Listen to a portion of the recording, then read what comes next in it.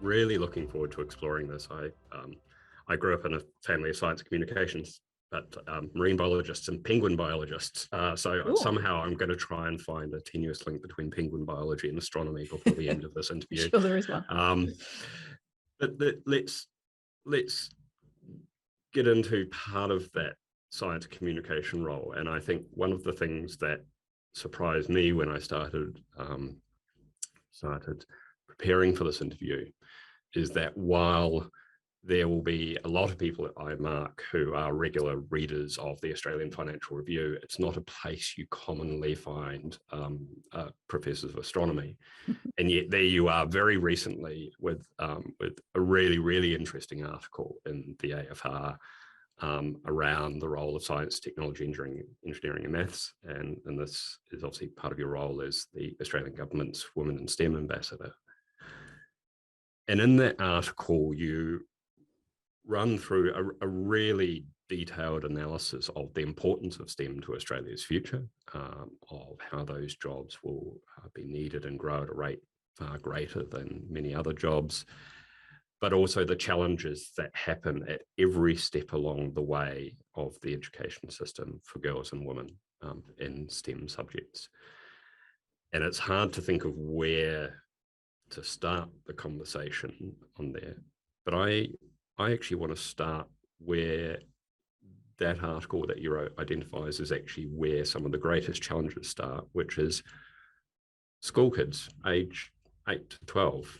So what's happening with STEM, with school kids at the age of 8? Talk us through that and bring us into that, because when I think about it, that was not the place I started thinking about the STEM workforce starts there, or doesn't start there, as the case may be.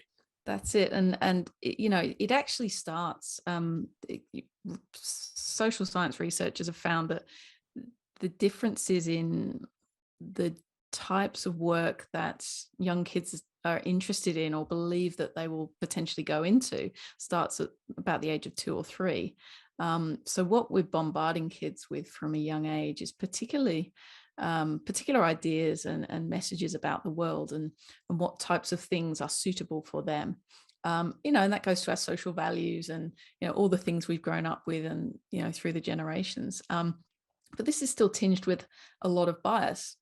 And we don't realize it as parents, as I'm not a parent myself, but as a, you know, an adult who's teaching a lot of kids, you actually behave very differently with boys and girls.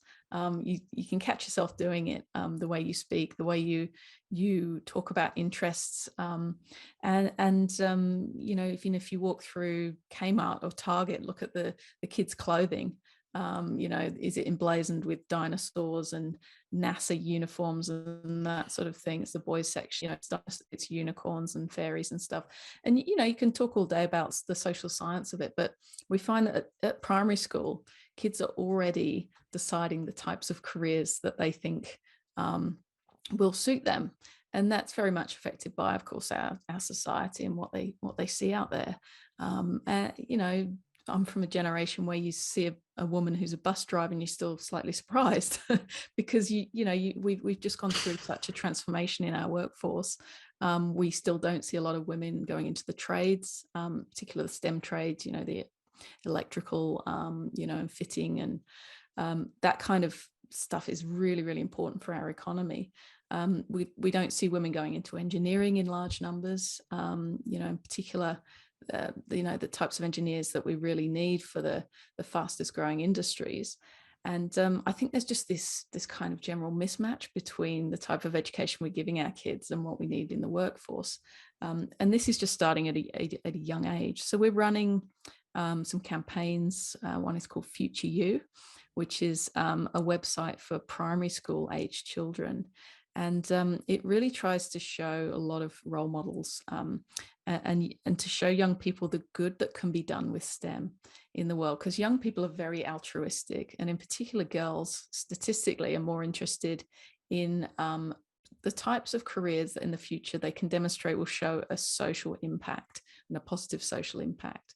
So this is particularly important for recruiting, I think, in the mining and resources industry.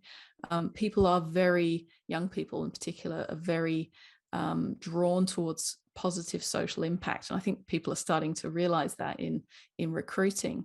And you've seen that in, for example, the army or the forces. They've started to do a lot more work around that in their recruiting. And you've really got to speak to that desire, and where the kids are is caring about climate change, caring about the environment, caring about social equality and other issues like that, clean water, recycling. And if you can speak to those things and linking that to STEM, then I think that's how you really capture kids' imagination. And what flows on from that is a workforce that potentially has the capability to transform our economy and grow it in ways that we just currently don't see, because of this real mismatch between even degrees in STEM, science degrees at university, and the types of skill sets we need in the workforce.